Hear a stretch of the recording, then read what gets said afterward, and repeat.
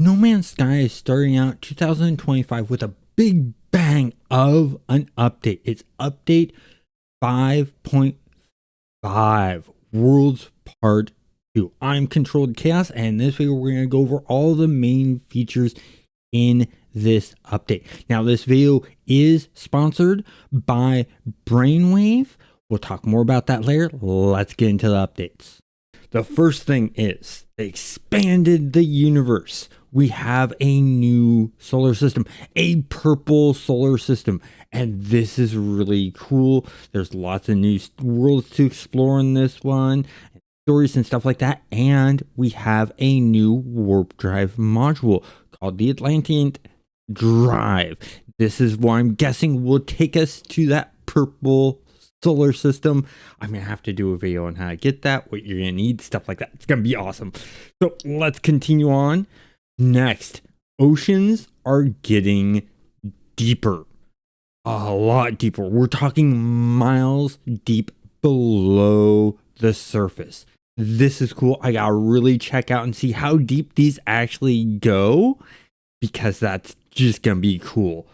Then we have inventory sorting. You can sort things out by name, by type, by value, by color, and stuff like that. This will make finding things so much easier, especially for me because my astigmatism and how my eyes jump around.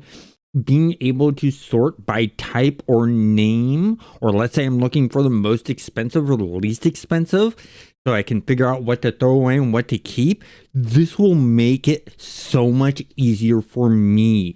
I greatly appreciate this one. No more will I have to just carefully, slowly go through everything and look at everything to keep my eyes from jumping around. I can sort and then go, okay, just need to look at this section of stuff and things like that. I greatly appreciate this one, and I'm pretty sure a lot of you will too. Then we have gas giants. These are huge worlds with a bunch of things like immersive atmospheric pressure, gravity, violent atmosphere, and things like that. And they're gonna have multiple moons around them, and it's gonna be interesting. Not what I thought gas giants were going to be, but it's going to be really cool nonetheless. They are enhancing the story. A new narrative driven mission that dispenses the lore of the universe and expands upon the story that we already have about Atlas, the Atlantid, and the autophage life forms, bringing things together even more. They're continuing the story, and that's gonna be great. We get so much lore out of this game. Now, for the next one, they're adding Deepwater Guardians. So you remember when we did the Cursed Expedition, which is actually the redux of it is happening right now as a recording of this video. There's these Deepwater Guardians that they're calling them. They look sort of like jellyfish that sort of float around and stuff like that. They are now a mainstay of the game, and I like that because it's a new enemy type, a new life form to interact with, and stuff like that is really cool. They've also added in fishing milestones. So you can get these milestones for fishing and catching certain fish and doing certain things with the fishing, which I like. I like the fact that they're enhancing it, and they've enhanced it step after step after releasing it not too long ago, which is awesome. Then we have dense jungles. They've made thick vegetation and dense undergrowth for some planets, meaning that you're going to have an even harder time getting around. We have had some of that, but I think they've made it a bit denser for certain types of planets, because normally when you jump on like a jungle planet, you don't have the trees really packed together to where you can't get around. and stuff like that. So now that they're set to where you can't get around, you have to go around this big swath of trees or cut them down, is a really cool thing. After that, we have environmental hazard. These new planetary features are local hazards, in addition to several changes to the generating of them. You'll be having drifting clouds of toxic spores, small scale radiation fallout, volcanic eruptions, geysers, and stuff like that. And this just looks awesome because from what I'm seeing on this, it looks like there's so much that they can add on to this later on too, with changing of colors and effects and stuff like that. I mean, it's going to be interesting exploring some of these plants. Some of these plants are getting more dangerous, which I like at times.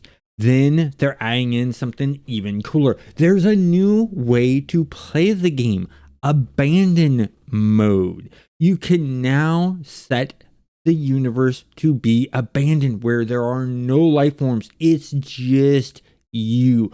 So if you want that really spooky, alone feeling, you can now do that in No Man's Sky and be able to continue playing out without having to wait for an expedition that does that or things like that, which is interesting. Or if you're just a person that doesn't want to be bothered with NPCs and things like that, and you want to feel like you're alone in the world, it allows you to do that now. And that I really like, for the fact that gives us more options of how to play No Man's Sky. And that's just nice. They've added in more underworld wildlife. We have things like seahorses, giant squids, crustaceans, and stuff like that that will be in the water. And that'll be cool. Even like stingrays and manta rays will be in there, or whichever one it is. I think it's manta rays is what they're calling them. Will be really nice to see in the game and to mess around with. And the water effects have now been altered. So when you fly your ship over the water, it's no longer just going to keep the regular effects. It will actually create a wake. When you swim, it will create a wake. When it rains, you'll see the little droplets in the water. My question is I've created this spaceport that floats on the water. I wonder if the waves that will come crashing against it and spray water on top of it and stuff like that. I have to go in and I have to check that out. So if you have a base on the water or that goes on the edge of the water, keep an eye out on that. Let me know what you see and see if it interacts with buildings. I know they say it interacts with ships, and interacts with players, and interacts with wildlife and stuff like that, but they don't say anything about it interacting with the buildings and crashing against buildings that we place on the water. So we have to look into that. There are new geometric creatures. We're talking triangles. We're talking, hexagons and stuff like that. Pyramid-shaped creatures that look really interesting. So there's new life forms to explore with these geometric life forms. That is interesting. After that, they added in a smoother modding experience. They have a modding setting file that they readjusted and created to help with modding and enabling and disabling of mods. So I may have to look into that and see how that works. They've added and increased the frozen world and increased the diversity. So not every frozen world is going to look the same. You're going to have different plant life. The ground's going to look different and stuff like that. Then we have the Colossus Refiner. The Colossus Exocraft can now support up to a 3-sled mineral processing rig, allowing travelers to process complex recipes while driving around the planet. This is really cool. So if you're not wanting to have and carry around a large refiner with you, or go back to your base or your freighter or something like that, and you're wanting to be on a planet and travel around in the Colossus, so that way you're not having to go back and forth. This is an awesome add-on to the game, another module to add to the game, a reason to drive around in that giant exocraft. That is nice to see. Then we have Relic Worlds. They've added in Relic Worlds, crumbling ruins, ancient civilizations, stuff like that. And you get exclusive archaeological blueprints to harvest and polish stones and learn the secrets from their construction. Oh, that's gonna be cool. Then we have Feed the Universe. You can go to a food market on the Space Anomaly that allows travelers to mass donate different food items each day. Cooking also benefits from a large range of quality of life improvements, including an overhaul to recipe catalog, more accessible nutrition processor, and a smoother UI experience. So if you like cooking and stuff like that, they've made it better. And that's really, really nice. They've enhanced the wave systems in the water. They're now towering waves, as they call them. Tides and waves are more realistically impact objects. So if they more realistically impact objects, I have a feeling that the whole entire thing of what I was talking about, of it hitting a building and then splashing, will be in effect. I have a 75% feel to that. We'll have to see. And we'll find out tonight in my live stream. But in the meantime, I want to talk about today's sponsor, Brainwave. Let's talk about today's sponsor, Brainwave. They're a local mom and pop store near where I live that actually ship parts and computers out to customers across the United States. And I really like them because of the friendly customer service. They're nice, they're helpful, they do a lot.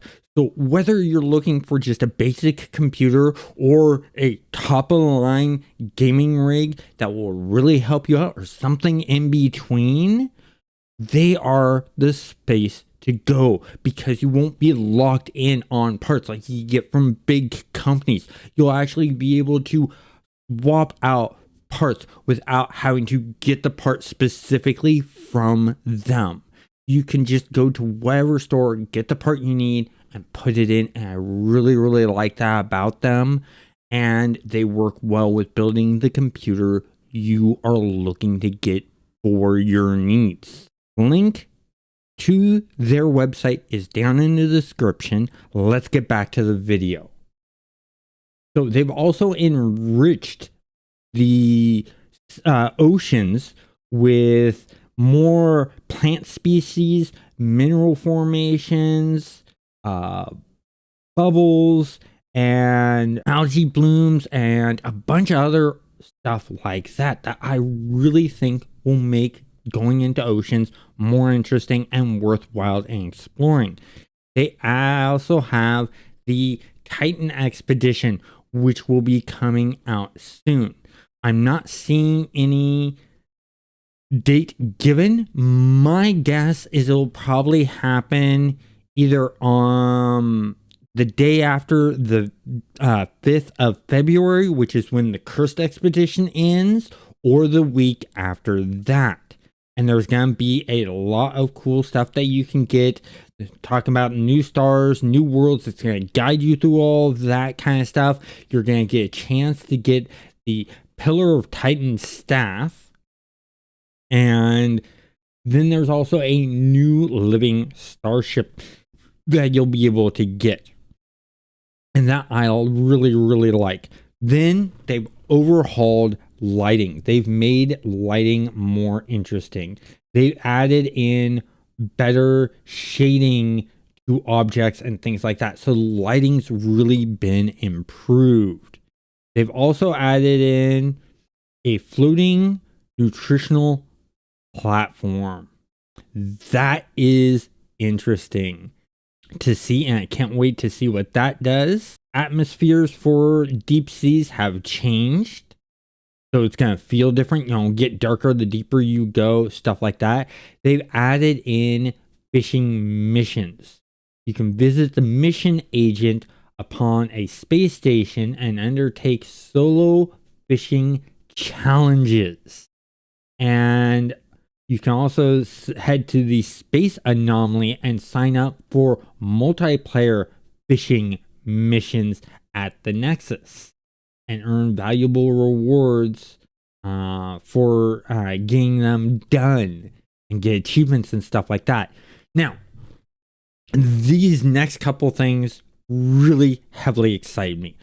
My ship inventory and multi-tool inventory are packed. I'm always having to delete a ship or a multi-tool, and that's really been upsetting me because I got a bunch that I like and want to keep, and it's been a real fight nowadays to figure out one to get rid of and ones to keep and stuff like that.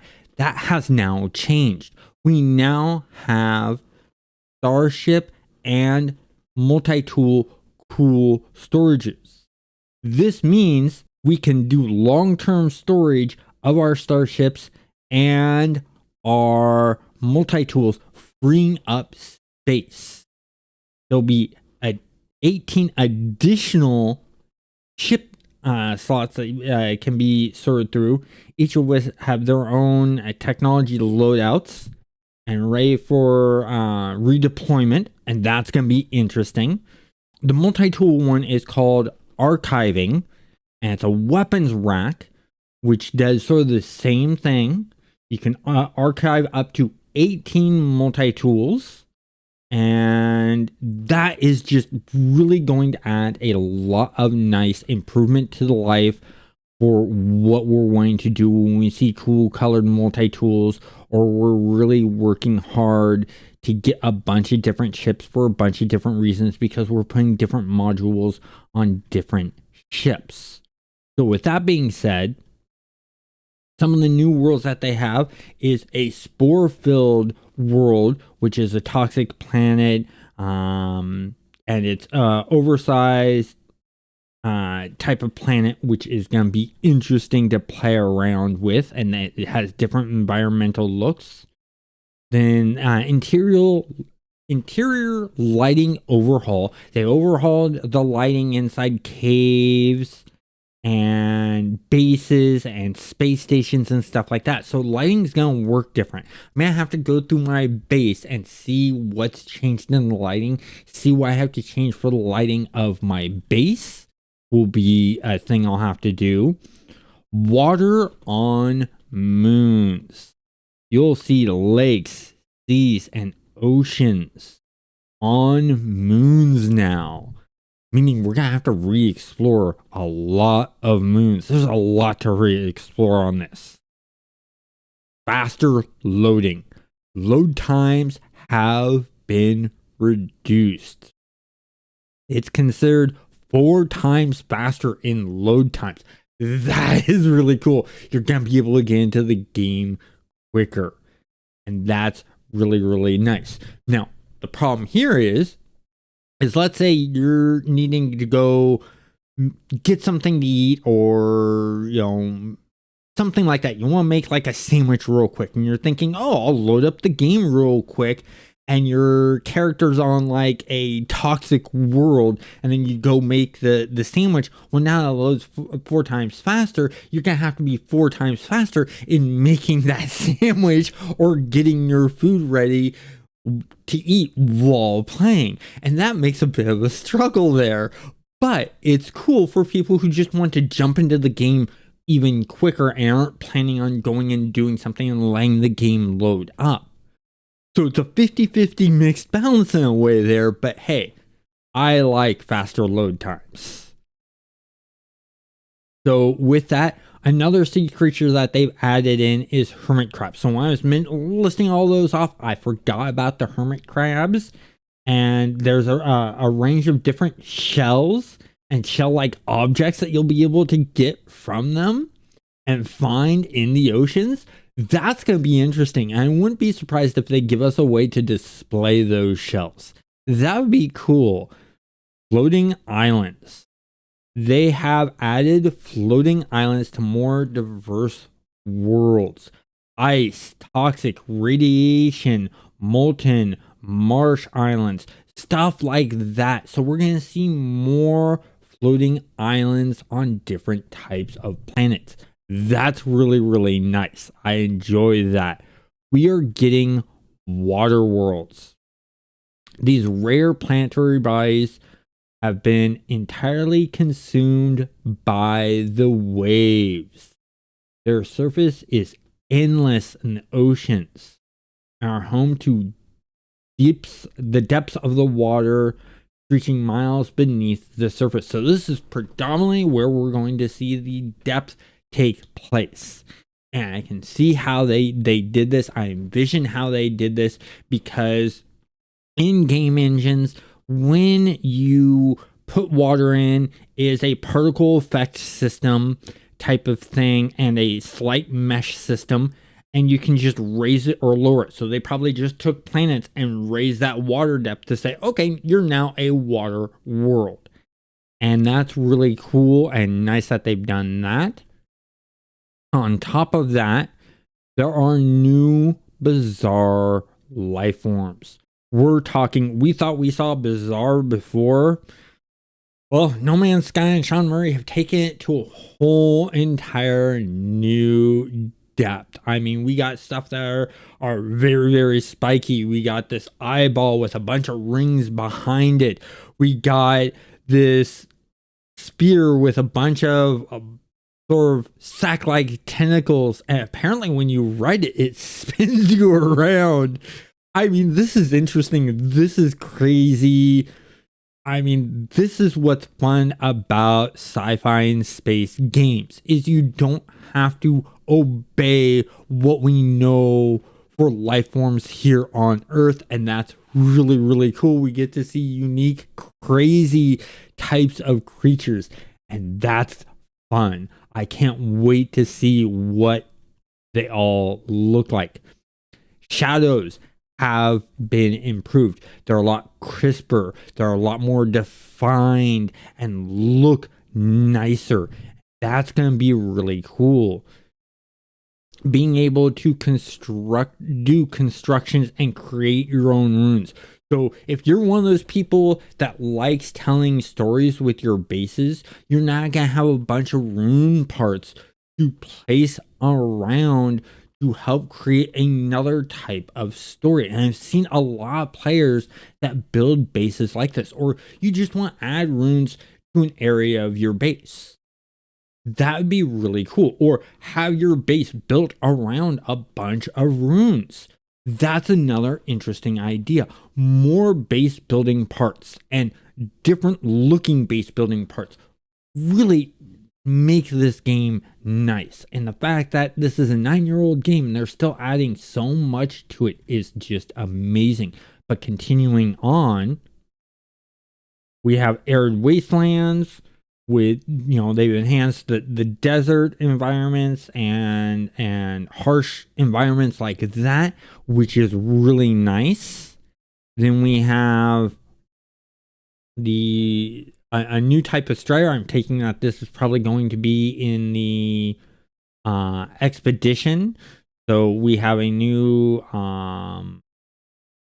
sort of transparent type of strider to get as a pet. And that's going to be really interesting. And then on top of that, we have a nutrient ingester. This is a new exosuit technology that has been added, the that allows you to put a bunch of food in it, that provides you some like buffs and stuff like that. And instead of having to redo that food source over and over again to get that buff you're wanting, you basically put the stack in there and it will continue to consume those, giving you a long lasting benefits.